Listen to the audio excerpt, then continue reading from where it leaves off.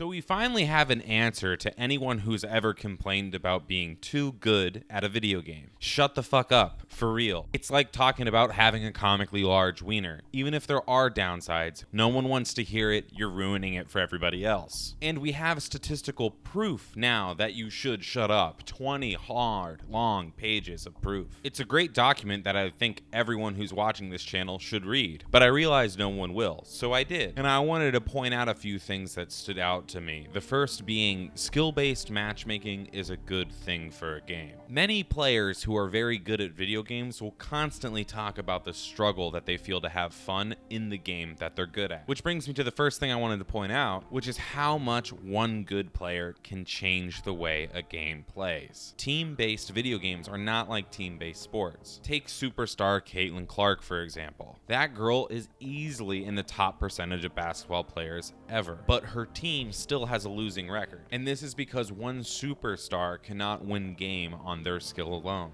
But in a video game like Call of Duty, this is not the case. Activision tested a lobby of 12 50th percentile players, and if just one of those players was an 80th percentile instead, corresponding to a 0.1 increase in raw team skill, that player's team would have a 70% chance of winning. So to summarize, if you throw off a team's skill by just a 10% increase, you will have better odds of winning a game than the USA women's team versus Japan. I mean, watching that was just downright cruel. And it feels downright cruel to play against a better team. So how does a company avoid having players feel that way? Do you listen to the top tier players and let them run amok all over noobs? Or do you listen to the noobs and gatekeep the top tier players to themselves? You listen to the noobs. With deprioritized skill, the returning player rate was down significantly for 90% of players. The 10% of the highest skilled players came back in increased numbers, but in aggregate, we see meaningfully fewer players coming back to the game. This is a concern for all players, including the top 10%, as if this pattern is allowed to continue, the players will exit the game in increased numbers. Eventually, a top 10% player will become a top 20% player, and eventually a top 30% player, until only the very best players are playing the game. Ultimately, this results in a worse experience for all players, as there will be fewer and fewer players available to play with. In hindsight, this is the exact reason StarCraft 2 died. And I know it's not officially dead, but it's theoretically dead. They balanced around the tournament players, which makes sense because it was visibly the largest part of the game at the time. So instead of fixing shit that people hated, they would just increase Mutalisk speed by like a half a percentage. A change that is only perceptible by high-level players. And the result is that the game just didn't feel fun to play. And I know a lot of you think that fun is subjective.